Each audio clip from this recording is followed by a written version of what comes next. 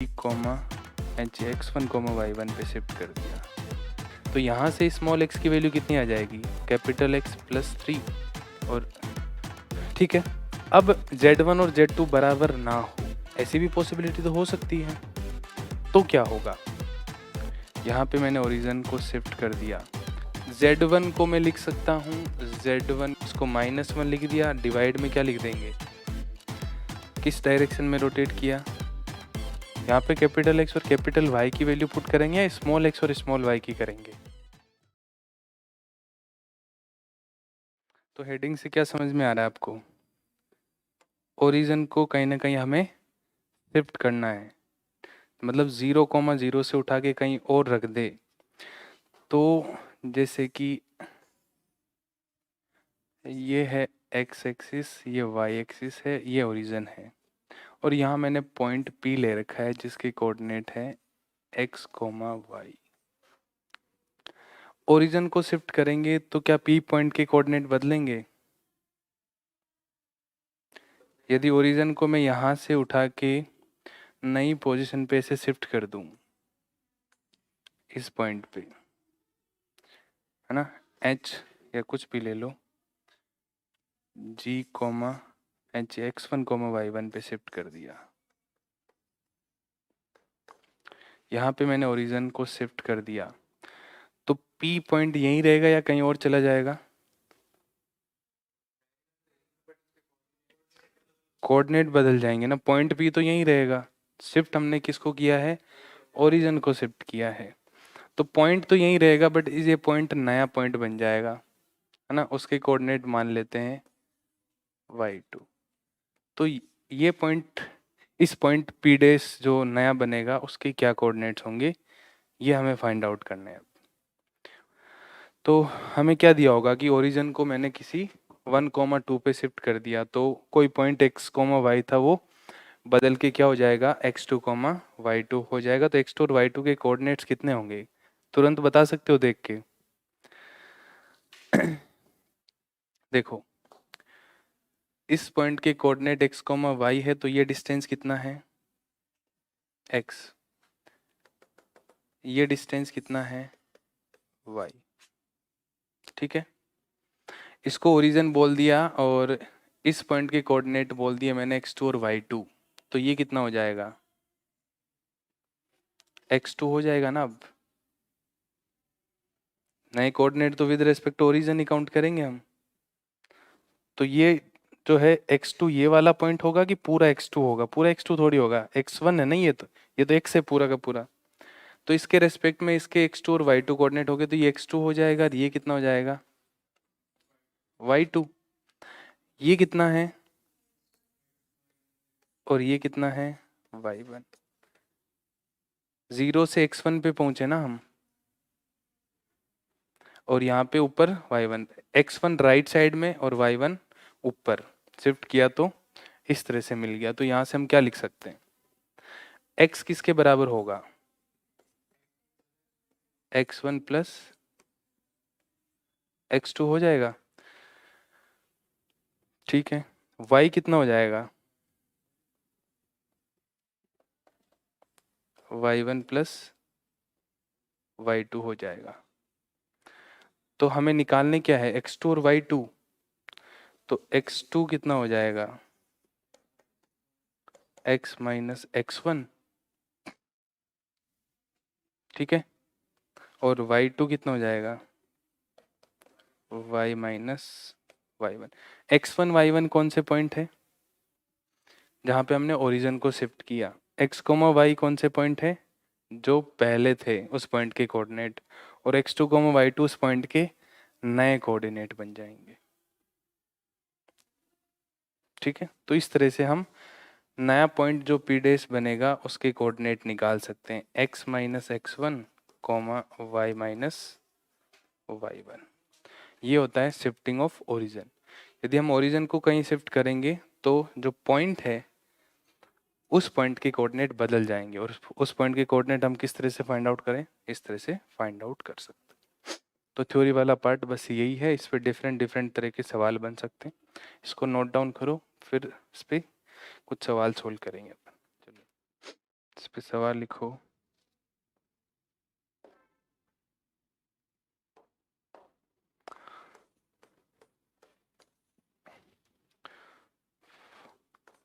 Find the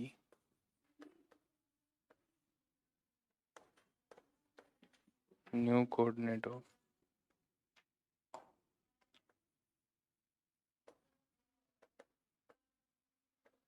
find the new coordinates of point 3 comma minus 4 if origin is shifted to 1 comma 2 by translation.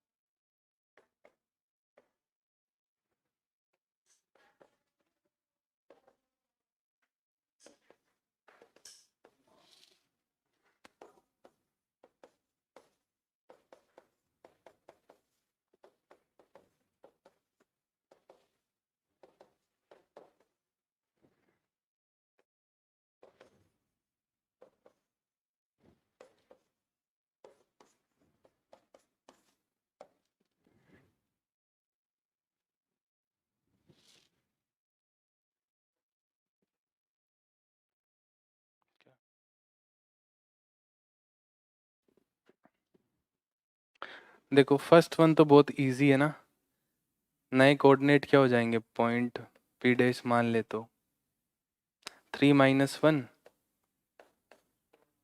Minus 4 minus 2 कर देंगे, तो वहां से आ जाएंगे 2 comma minus 6, है ना, माइनस करना है हमें। इसमें क्या है, find newly transformed equation of the straight line. तो जो पहले x और y जो यहाँ पे यूज हो रहे हैं वो पुराने x और y एक्सिस के अबाउट हो रहे हैं। तो मान लो कि हमने ओरिजिन को शिफ्ट कर दिया तो x और y एक्सिस बदल जाएंगे ना, तो मान लेते हैं capital X and capital Y है ना। तो x कोमा वाई इस पॉइंट पे लाई कर रहा है, ऐसा बोल सकते हैं। तो कैपिटल और कैपिटल X और कैपिटल Y नई लाइन पे लाई करेगा, है कि नहीं।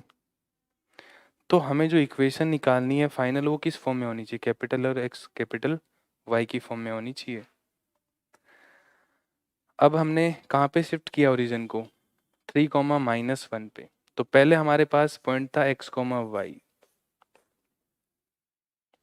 अब हमारे पास नया हो गया capital X comma capital Y नया पॉइंट, और ओरिजिन को शिफ्ट कर दिया 3 कोमा माइनस 1 पे।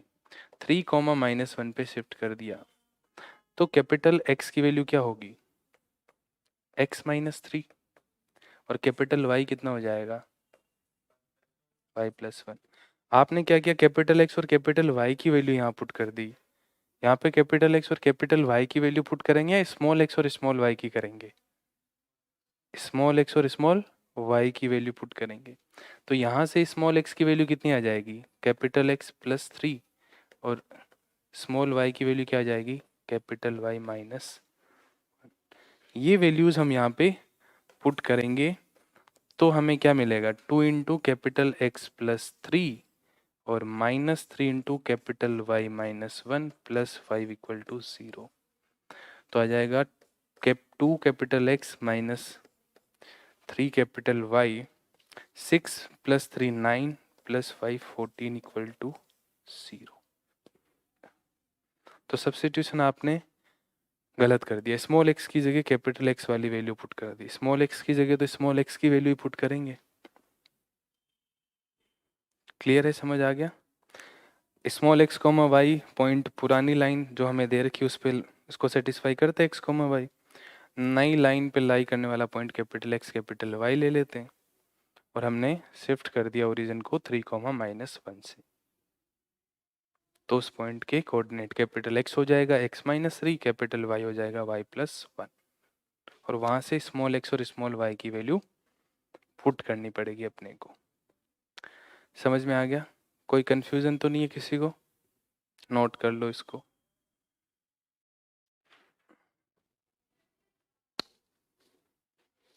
चलो नेक्स्ट सवाल लिखो।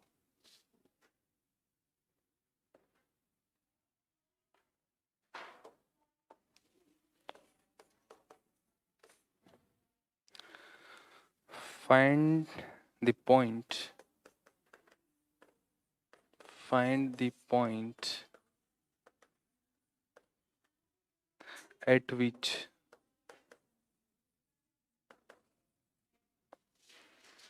the origin find the point at which the origin be shifted so that equation x² plus y² minus 5x plus 2y minus 5 equal to 0 has no first degree term.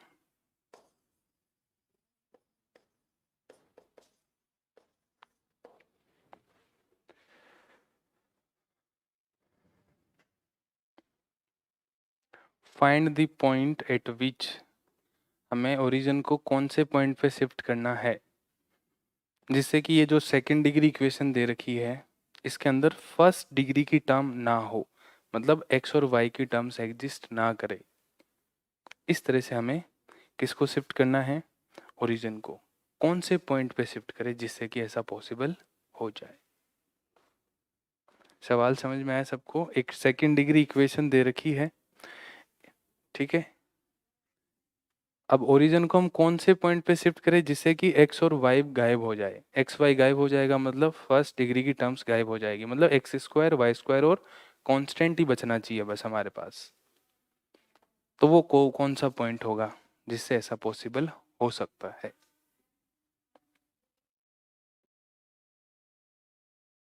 देखो क्या कहना चाह रहा है। एक हमारे पास 2 डिग्री की इक्वेशन है। हम अपने अभी तक सर्कल्स पढ़ा नहीं है, नहीं तो सर्कल्स पढ़ लोगे उसके बाद पता भी लग जाएगा कि इक्वेशन ऑफ क्या है? सर्कल है। किसकी इक्वेशन है? सर्कल की इक्वेशन है। तो क्योंकि हम एग्जाम देंगे तब तक सर्कल तो पढ़ ही लेंगे, तो पहले उस तरीके से समझाता हूँ।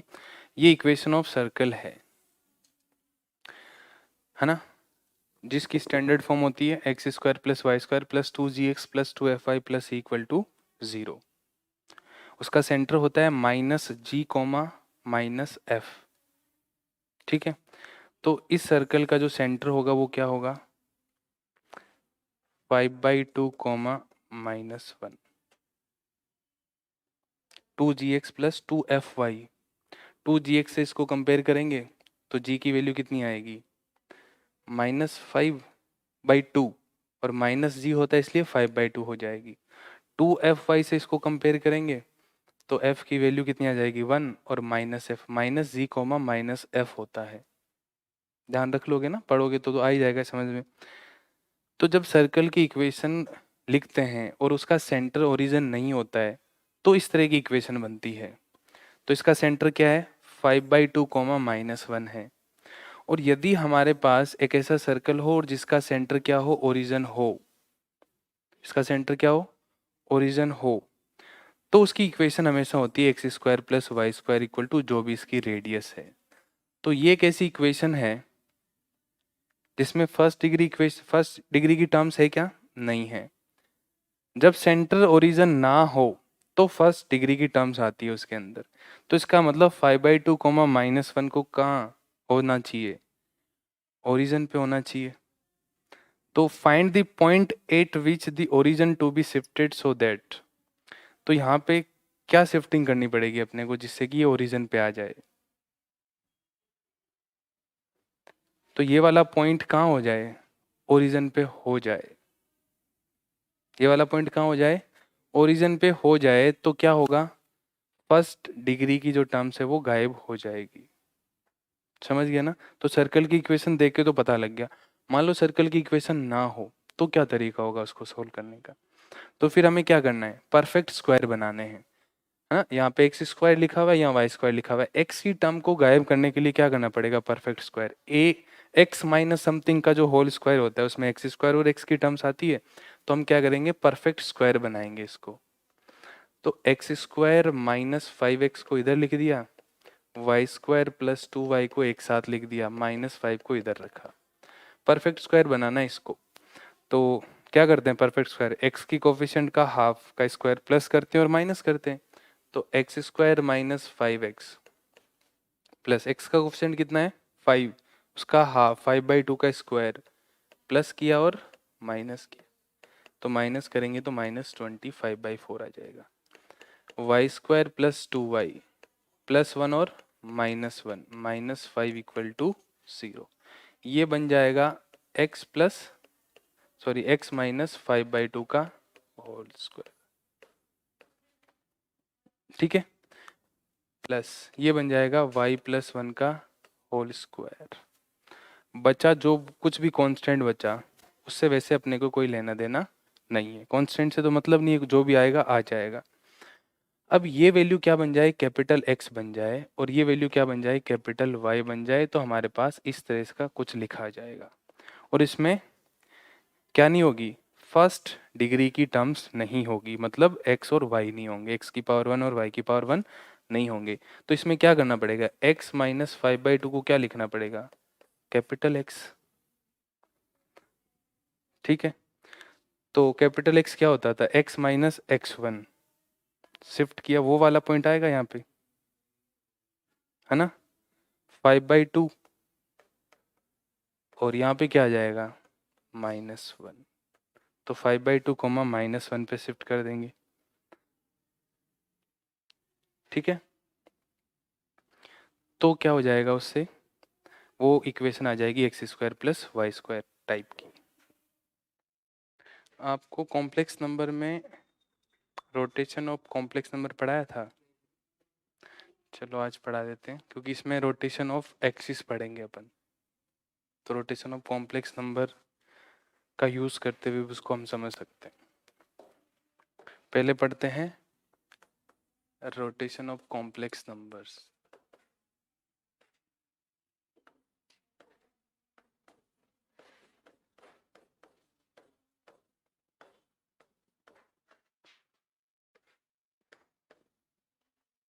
रोटेशन ऑफ कॉम्प्लेक्स नंबर से क्या मतलब है, देखो,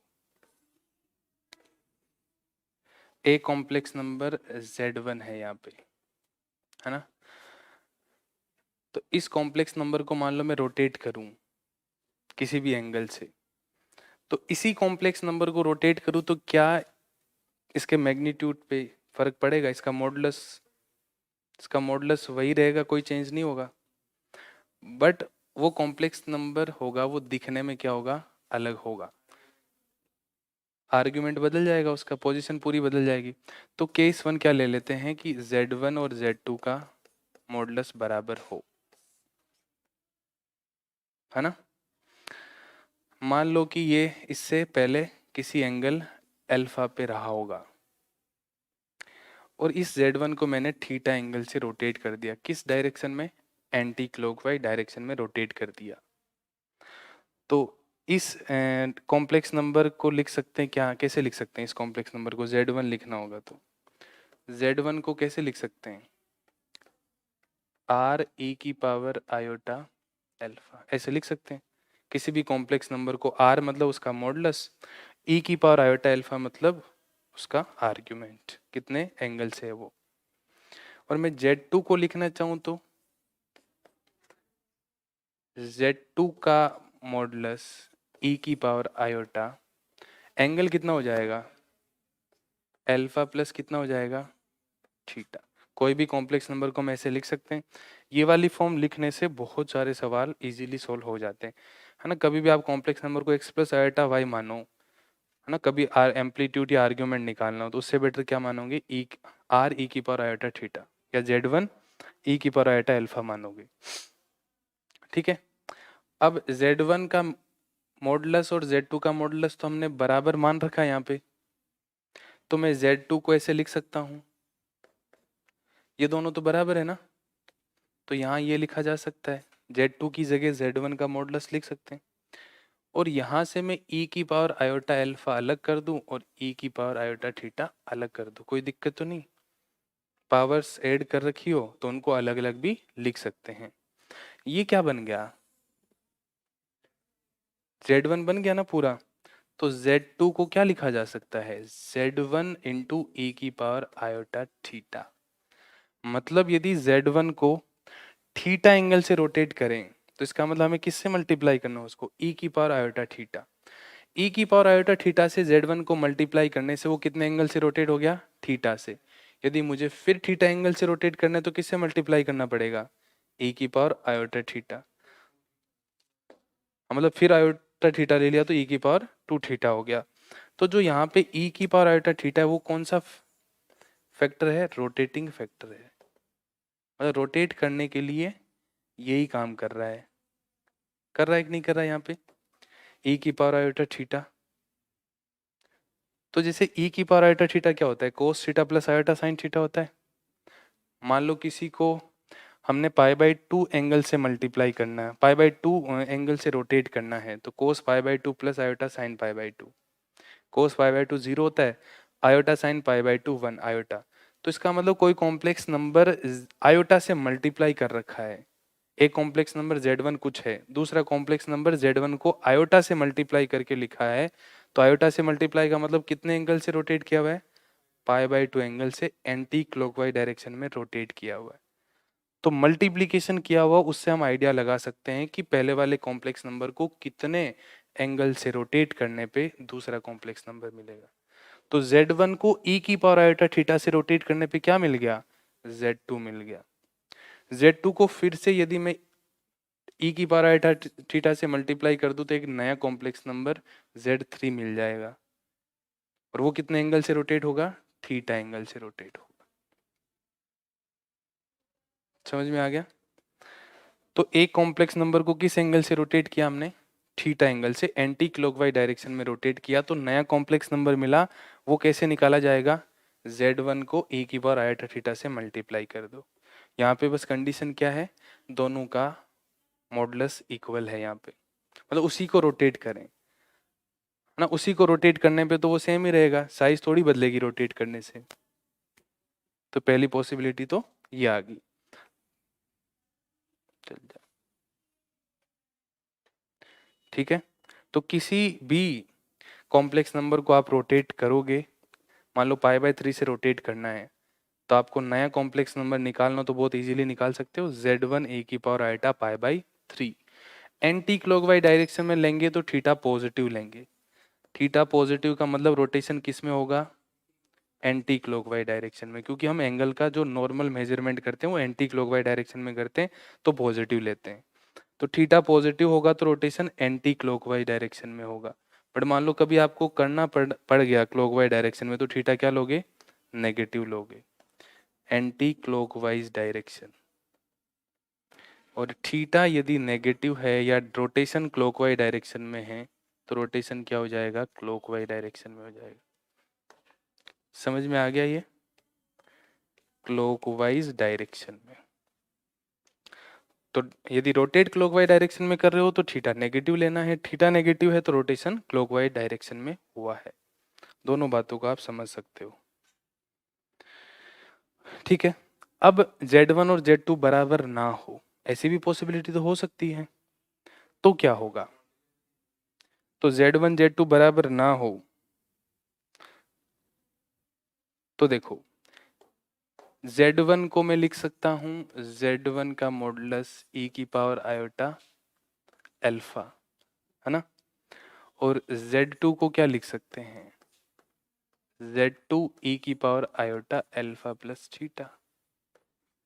ठीक है, मैं Z2 डिवाइडेड बाई Z1 यहाँ लिख दूं तो क्या आ जाएगा, Z2 का मॉडुलस अपॉन z1 का मॉडुलस, यहाँ क्या आ जाएगा e की पावर आयोटा, और यहाँ आ जाएगा e की पावर, ऊपर नीचे कैंसिल आउट हो जाएगा, तो z1 by z2 by z1 क्या हो जाएगा z1 z2 का मॉडुलस अपॉन z1 का मॉडुलस, और यहाँ क्या आ जाएगा e की पावर थीटा। तो एंगल ऑफ रोटेशन कितना एंगल से रोटेट किया वही बचेगा, पहले उसको कितना ही रोटेट किया हो या किसी भी एंगल पे हो उससे कोई फर्क नहीं पड़ेगा। ऐसे लिख सकते हैं, इसको थोड़ा सा ऐसे भी लिखा जा सकता है z2 और उसका मॉडुलस, z1 और उसका मॉडुलस, है ना। इसको इधर ले आऊँ तो z1 और उसका मॉडुलस और e की पावर आयोटा थीटा, ऐसे भी लिख सकते हो और ऐसे भी लिख सकते हो, लिखने का तरीका बदला है, बाकी है तो वही चीज। दूसरा टाइप समझ में आ गया, जब z1 का मॉडुलस z2 के बराबर ना हो। ठीक है, एक और पॉसिबिलिटी बच गई यहाँ पे। अभी तक हमने जो रोटेशन किया वो अबाउट किसके किया, ओरिजिन के। किसके अबाउट किया, ओरिजिन के अबाउट किया। मान लो ओरिजिन के अबाउट ना हो तो क्या करेंगे, तो ओरिजिन के अबाउट ना हो तो फिर हमारे पास इस तरह की कोई पॉसिबिलिटी होगी कि यहाँ z0 होगा, यहाँ z1 होगा और यहाँ पे z2 होगा, और इसको रोटेट कर दिया थीटा एंगल से। तो यहाँ पे क्या आ जाएगा, इस फाइनल इसको लिखेंगे तो क्या लिखेंगे z2 माइनस z1 अपॉन उसका मॉडुलस फाइनल, और यहाँ क्या आ गया इनिशियल, इनिशियल कितना हो जाएगा दिस, और e की पावर आयोटा थीटा, यहाँ पे यही रहेगा, कोई चेंज नहीं आएगा। ठीक है, तो फाइनल ऊपर लिखा जाता है, इनिशियल बाद में लिखा, फाइनल इनिशियल यहाँ पे आ जाएगा। और यदि ये फॉर्मूला ध्यान में रखना है तो ऊपर फाइनल नीचे इनिशियल, उल्टा लिखते ही फिर गड़बड़ हो जाएगी, फिर e की पावर माइनस आयोटा थीटा लिखना पड़ेगा। तो फाइनल कॉम्प्लेक्स नंबर क्या है, divided by initial complex number, ऊपर वाले के साथ ऊपर वाला मॉडुलस, नीचे वाले के साथ नीचे वाला मॉडुलस, और जिस भी एंगल से हम रोटेट कर रहे हैं वो एंगल लिख देंगे। तो ये कॉन्सेप्ट होता है किसका, rotation of complex numbers. Note करो, फिर एक दो सवाल इसके भी करा दूंगा जिससे आपको समझ आ जाएगा कि हाँ कैसे अप्लाई करना है।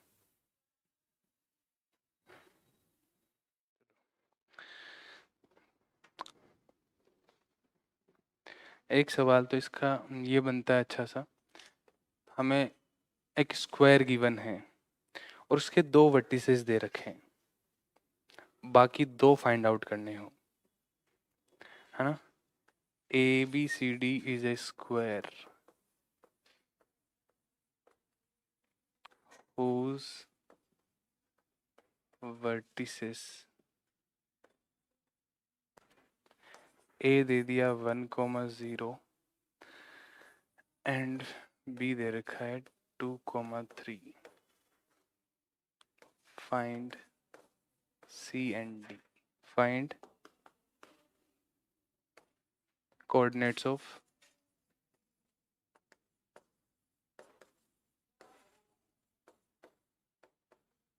C and D के कोऑर्डिनेट्स निकालने हैं।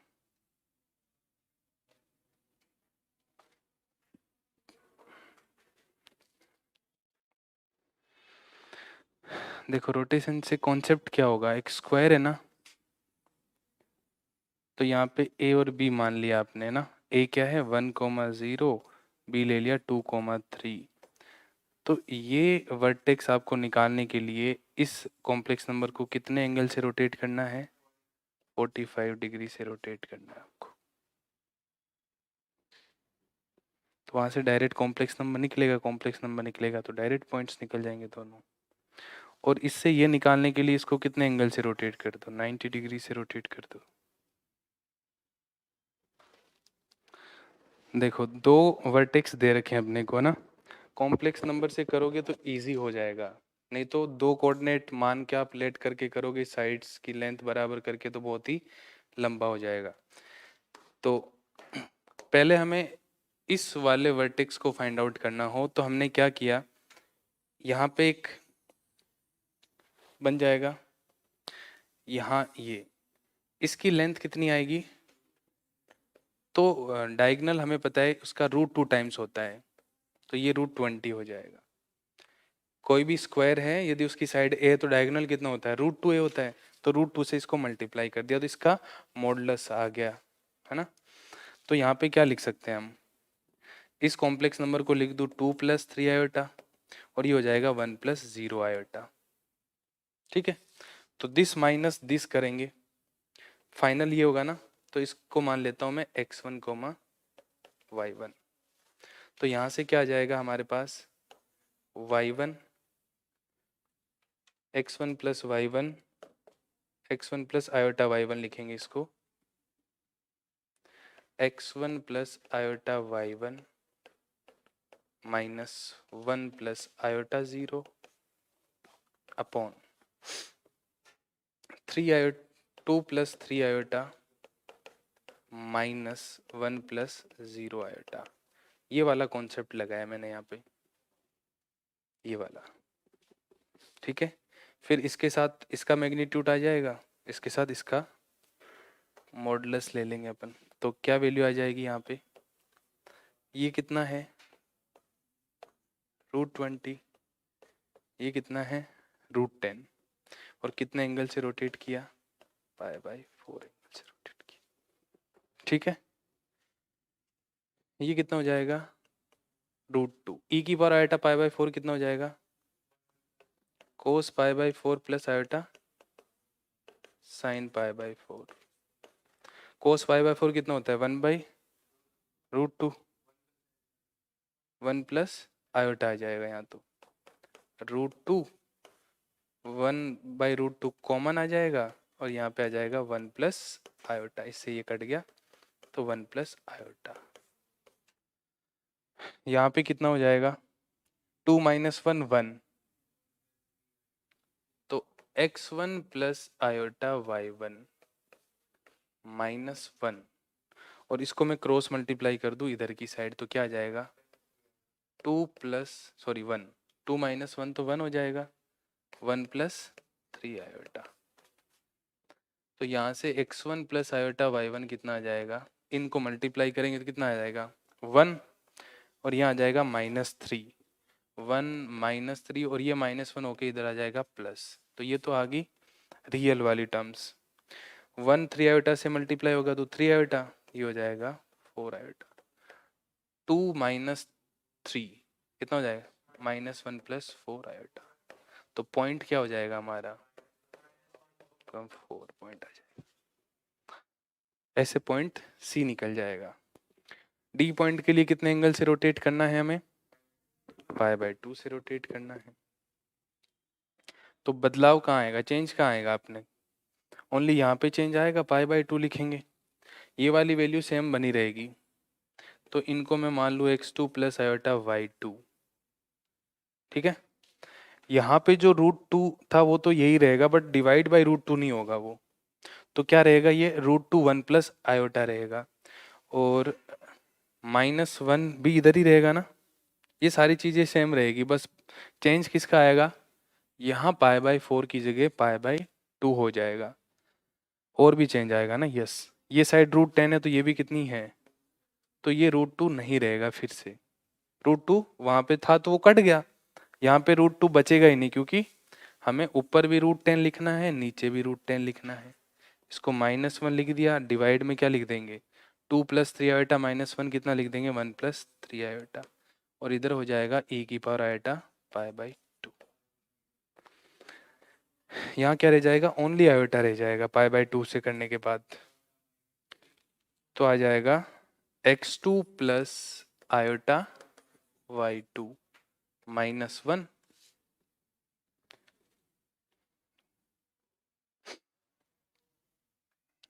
मल्टीप्लाई किससे करना है, 1 + 3 आयोटा से, और यहाँ e⁻ iota π/2, cos π/2, cos π/2 0 + iota sin π/2 iota हो जाएगा, ये हो जाएगा आयोटा -3 और +1, तो x2 + आयोटा y2 कितना आ जाएगा, -2 plus iota.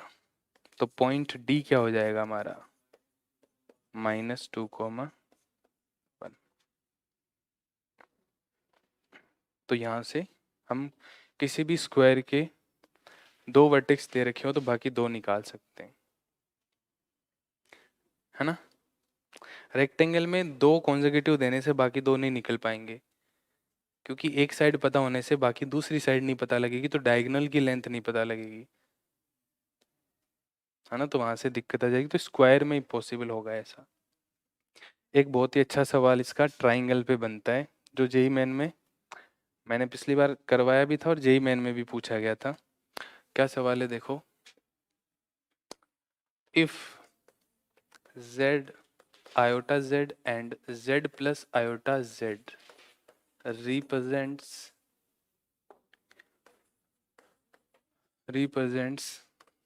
3 sides of a triangle, 3 sides of a triangle whose area is 200 units, square units, then find mod z, या mod z equal to, option भी दे देता हूं मैं आपको, then mod z equals to, ए क्या हो जाएगा 10, 15, 20 और 20। देखो ट्राइंगल की 3 साइड्स को रिप्रेजेंट करने वाले हमें कॉम्प्लेक्स फॉर्म में नंबर दे, जेड आयोटा जेड और जेड प्लस आयोटा जेड दे रखा है। किसी भी कॉम्प्लेक्स नंबर जैसे मान लो जेड है, इसको आयोटा से मल्टीप्लाई करने का मतलब क्या है, मान लो यहाँ पे जेड है तो आयोटा से मल्टीप्लाई करते ही यही कहाँ रोटेट हो जाएगा, 90 डिग्री से रोटेट हो जाएगा आयोटा जेड। तो तीसरी साइड अपने आप क्या हो जाएगी, जेड प्लस आयोटा जेड। समझ में आ गई। तो किसी भी कॉम्प्लेक्स नंबर को आयोटा से मल्टीप्लाई कर रखा हो तो 90 डिग्री से एंटी क्लॉकवाइज डायरेक्शन में रोटेट किया है, माइनस आयोटा से मल्टीप्लाई करा तो क्लॉकवाइज डायरेक्शन में 90 डिग्री से रोटेट किया है, और किसी और कॉम्प्लेक्स नंबर से मल्टीप्लाई कर रखा हो तो रोटेशन 60 डिग्री का भी हो सकता है, 60 का भी हो सकता है, 30 का भी हो सकता है, 180 का भी हो सकता है, 120 का भी हो सकता है। राइट एंगल ट्राइंगल है तो एरिया क्या होगा, हाफ इंटू बेस, बेस कितना हो जाएगा और हाइट कितनी हो जाएगी आयोटा जेड, और ये किसके बराबर है 200। आयोटा जेड और जेड बराबर ही होंगे, तो जेड स्क्वायर किसके बराबर हो गया 400, तो मोड जेड कितना हो जाएगा 20।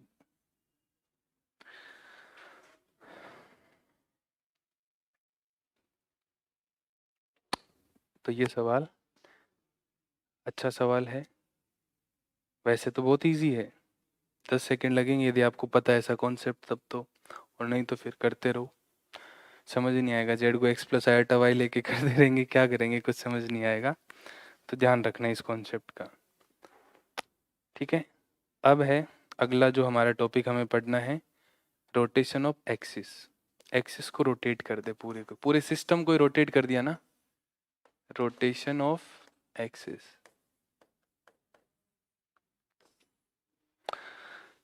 तो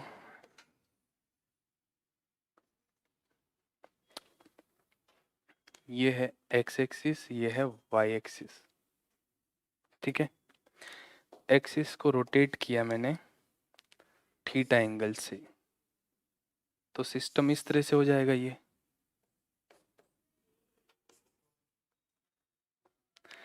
किस डायरेक्शन में रोटेट किया, एंटी क्लॉकवाइज डायरेक्शन में थीटा एंगल से। तो मान लो पहले पॉइंट P यहाँ था जिसके कोऑर्डिनेट थे x, y, ठीक है ना। अब पॉइंट पी तो वहीं रहेगा ना, पॉइंट पी में तो कोई चेंज नहीं आएगा, एक्सिस को रोटेट कर दिया तो पॉइंट पी के कोऑर्डिनेट बदलेंगे, वो कोऑर्डिनेट क्या होंगे ये फाइंड आउट करने हैं अपने को, नए कोऑर्डिनेट्स क्या होंगे। जैसे हमने पिछला ओरिजिन को एक जगह से दूसरी जगह शिफ्ट किया तो पॉइंट पी तो वहीं रहा ना, पॉइंट की शिफ्टिंग नहीं कर रहे ना पॉइंट को रोटेट कर रहे। ठीक है, क्लियर है बात। तो पहले ये मान लो कि जो यहाँ से इसको ज्वाइन करके जो यहाँ पे एक complex number x plus iota y जो बनेगा, इसको मैं कॉम्प्लेक्स नंबर फॉर्म में लिखूँ तो क्या बनेगा, एक्स प्लस आयोटा वाई। मान लो कि वो अल्फा एंगल पे था, तो थीटा एंगल से रोटेट करने से वो क्या हो गया, उसका जो रोटेशन जो एंगल है वो क्या हो गया, कम हो गया ना, उसके पास आ गया। तो इसको ऐसे बोल सकता हूँ कि जो कॉम्प्लेक्स नंबर है वो कितने एंगल से रोटेट हो गया, या ऐसा बोल सकते हो कि माइनस थीटा से क्लॉकवाइज डायरेक्शन में रोटेट कर दिया उसको। जैसे कि ये इधर पास आया तो मैं इसको ऐसे भी बोल सकता हूँ कि इसको इधर पास ना लाके इसको मैं इधर पास ले आऊँ क्लॉकवाइज डायरेक्शन में, ऐसा बोला जा सकता है। तो कॉम्प्लेक्स नंबर को क्लॉकवाइज डायरेक्शन में थीटा रोटेट करो या एक्सिस को कंप्लीट सिस्टम को एंटी क्लॉकवाइज डायरेक्शन में थीटा रोटेट करो, दोनों सेम बात है ना। तो रोटेशन ऑफ एक्सिस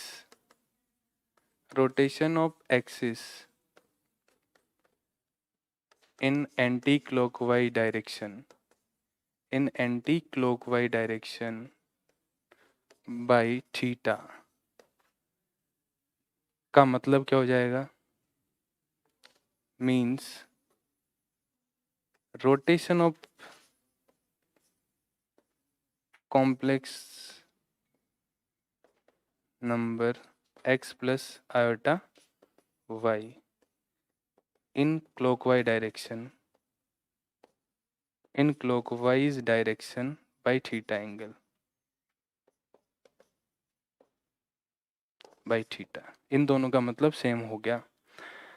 तो फाइनल कॉम्प्लेक्स नंबर Z2 क्या हो जाएगा, Z1 e की पावर माइनस आयोटा थीटा, ऐसा लिख सकते हैं,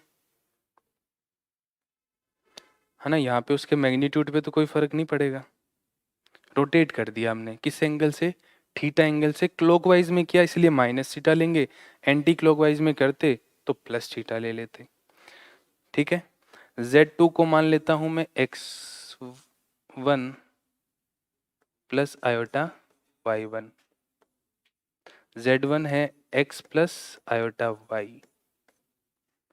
और e की power iota minus iota theta को क्या लिखूंगा, cos theta minus iota sine theta. ठीक बात लिखिए, कोई दिक्कत नहीं है इसमें। मल्टीप्लाई करें इसको और सोल्व करें तो लेफ्ट हैंड साइड में है x1 plus iota y1। x1 y1 क्या है, रोटेशन के बाद जो पॉइंट के कोऑर्डिनेट होंगे वो माने हमने x1 y1। आफ्टर रोटेशन ये पॉइंट p डैश बन जाएगा तो x1 y1 इसके कोऑर्डिनेट्स हो जाएंगे, वही हमें फाइंड आउट करने हैं। तो मल्टीप्लाई करें किसको, x प्लस आयोटा y को cos theta minus iota sine theta से मल्टीप्लाई करना है, तो x कोस थीटा और यहाँ आ जाएगा प्लस का y साइन थीटा, ये तो रियल पार्ट, प्लस आयोटा के साथ क्या आएगा, यहाँ पे तो आ जाएगा y cos theta minus x sine theta. Compare करें दोनों तरफ तो x1 तो क्या हो जाएगा, x कोस theta plus y sine theta, और y1 क्या हो जाएगा, minus x sine theta plus y cos theta. ये इसका प्रूव करवाया आपको। एक छोटी सी टेबल याद रखनी है, टेबल कैसे बनाएंगे अपन, ऐसे टेबल फॉर्म करेंगे जिसमें, है ना, यहाँ पे लिख दिया मैंने x1 y1, यहाँ लिख दिया x और y, यहाँ लिखेंगे कोस थीटा साइन थीटा, और इसका डिफरेंशिएशन नीचे लिखेंगे। कोस थीटा का डिफरेंशिएशन क्या होता है, माइनस साइन थीटा, साइन का कोस थीटा। तो ऐसे याद रखना है, कन्फ्यूजन ना हो इसलिए। ऊपर वाली लाइन का डिफरेंशिएशन नीचे लिख देंगे। अब देखो यहाँ से खास बात क्या है, x1 की वैल्यू निकालनी होगी तो क्या करूँगा, x cos theta plus y sin theta हो जाएगी। y1 की वैल्यू निकालनी होगी तो minus x cos theta plus y sine theta हो जाएगी। और यहाँ से मैं x की वैल्यू निकालना चाहूँ तो x1 cos theta minus y1 sine theta भी हो जाएगी। मान लो आपको x1 y1 ना चाहिए, x और y चाहिए, किस फॉर्म में, x1 y1 की फॉर्म में चाहिए। तो यहाँ से x की वैल्यू क्या हो जाएगी, x1 cos theta minus y1 sine theta, y हो जाएगा x1 साइन थीटा और प्लस y1 कोस थीटा हो जाएगा। तो आप x और y को x1 y1 की फॉर्म में भी निकाल सकते हो और x1 y1 को xy की फॉर्म में भी इस टेबल की हेल्प से कैलकुलेट कर सकते हो। समझ में आ गया?